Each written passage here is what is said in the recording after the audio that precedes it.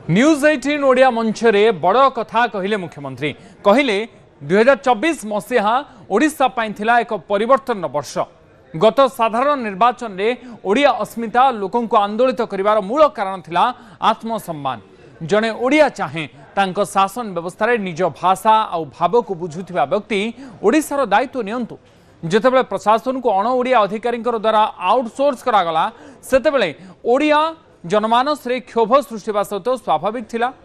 एही जनादेश सही असंतोष रे एक स्पष्ट प्रतिफलन थिला। भारत इतिहास रे ओडिशा ही एपरी राज्य जे वीरता शांति मैत्री उत्कर्षता एवं एकतार वार्ता एका सांगरे सारा विश्व को उपहार देइछि। ए माटी चंडाशोक रु धर्माशोक परिणत कर देइछि। ए माटीर वीरपुत्र ऐर खारबल गंगा ठारू गोदावरी पर्यंत साम्राज्य विस्तार करी कलिंगर प्रतिष्ठा पुनःस्थापन करथिले। मयूरभंज ठारू आरंभ करी मालकानगिरी पर्यंत सबुठी वीरोत्तर निदर्शन देखा मिली। और झारसुगुड़ा ठारू आरंभ करी जगतसिंहपुर पर्यंत सबुठी एकतार वार्ता खेली जाइछि। गत सरकार विकास गति मंथर थिला किंतु ताहा जेते दुखर विषय नुहे। ओडिया भाषा साहित्यर आदर कमी कमी जिबा थिला अत्यंत दुखर विषय। सरकार निजे जेतेबेले भाषा को गुरुत्व देबे नाही सेतेबेले भाषार अधोपतन निश्चित। एहा ही थिला अनेक भाषा प्रेमी साहित्य प्रेमी और अस्मिता प्रेमी व्यक्ति मानकर क्षोभर कारण। अस्मितार अर्थ नुहे जे आमे अन्य कोनोसी भाषार विरोधी। इंग्राजी भाषा एक विश्वस्तरीय भाषा, विज्ञान टेक्नोलोजी और शिल्पर भाषा। यह एक सेतु भली विश्वस्तर आमको जोड़ी रखिबो बोली मुख्यमंत्री कहछंती। 2024 मसीहा ओडिशा पाई एक परिवर्तन वर्ष। ये कथा आपण माने समते जानिछंती एवं निजे मध्य परिवर्तन आनिछंती। गत साधारण निर्वाचन रे ओडिया अस्मिता लोकों को आंदोलित करिवार मूल कारण थिला आत्मसम्मान आत्मसम्मान आत्मसम्मान। जने ओडिया चाहे तांको शासन व्यवस्था रे निज भाषा और भाव को बुझुथिबा व्यक्ति ओडिशार दायित्व नियंतु। जेतेबेले प्रशासन को अण ओडिया अधिकारी द्वारा आउटसोर्स करागला सेतेबेले ओडिया जनमानस रे क्षोभ सृष्टि हेबा ये तो अति साधारण कथा। यही जनादेश सही असंतोषर एक स्पष्ट प्रतिफलन थिला। भारत इतिहास रे ओडिशा ही एभली एक राज्य जे वीरता शांति मैत्री उत्कर्षता एवं एकतार वार्ता एक संगरे सारा विश्व को उपहार दे आसी। ये माटी चंडाशोक धर्माशोक पहुंच कर देइछि। ये माटीर वीरपुत्र ऐर खारबेल गंगा ठारू गोदावरी पर्यंत साम्राज्य विस्तार करी कलिंगर प्रतिष्ठा पुनर्स्थापन करथिले। ये माटी जय जगन्नाथ ध्वनि रे सब धर्म को एक कर देइछि।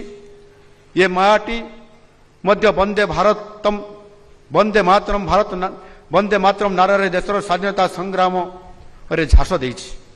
मयूरभंज ठारू आरंभ करी मालकानगिरी पर्यंत सबुठी वीरत्वर निदर्शन देखा मिली। आउ झारसुगुड़ा ठारू आरंभ करी जगतसिंहपुर पर्यंत सबुठी एकतार वार्ता खेली। भाषा साहित्य और संस्कृति सहित अर्थनैतिक विकास पथरे अस्मितार परिचय को सुदृढ़ करे। स्वाधीनता पर देशर विकासर गति धीरे धीरे आगकू बढ़ुथिला। जातीय स्तर में मध्य विकासर गति कम थिला। 90 दशक परठार भारतीय नेतृत्व वास्तववादी अर्थनैतिक नीति अवलंबन करिया परठारु देशर अर्थनैतिक प्रगति धीरे धीरे वृद्धि प्राप्त हैला। 1999 मसीहा ठारू वाजपेयी जी नेतृत्व अभिवृद्धि व्यापक हैला किंतु परवर्ती समय ताहा उत्थान पतन देकरी गति कला।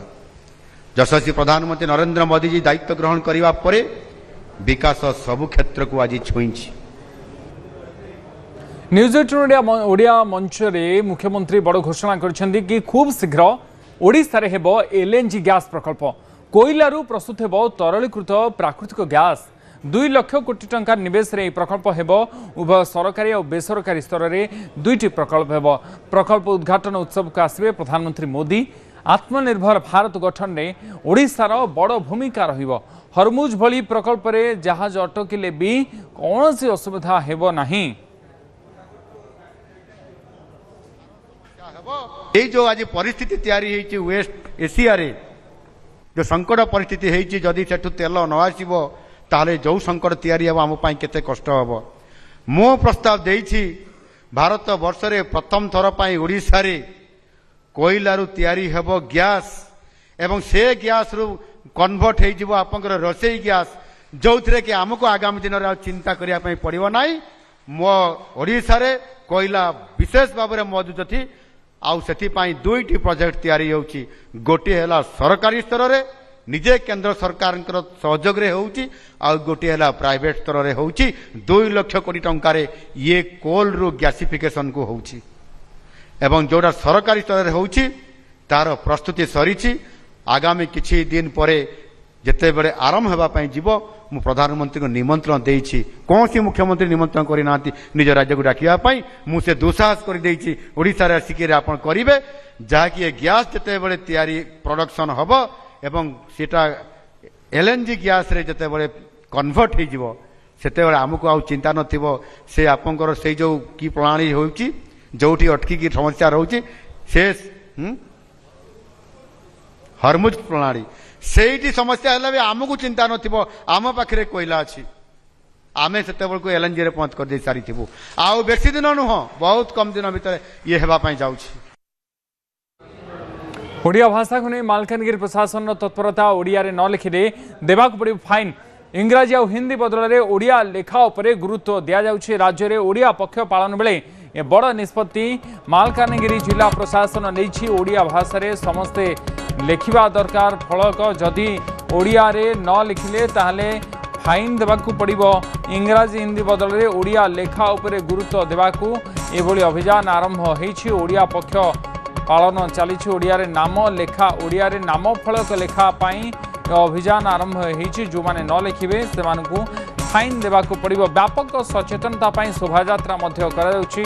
ओडिया पक्ष पालन अवसर रे समस्ते ओडिया रे दुकान गुड़िक हो विभिन्न अनुष्ठान प्रतिष्ठान हो सेमाने निजर नाम फलक ओडिया रे लिखिबा पाई सचेतन कराउछि। मालकानगिरी जिला प्रशासन ये उद्यम आपण माने देखि पारुछि।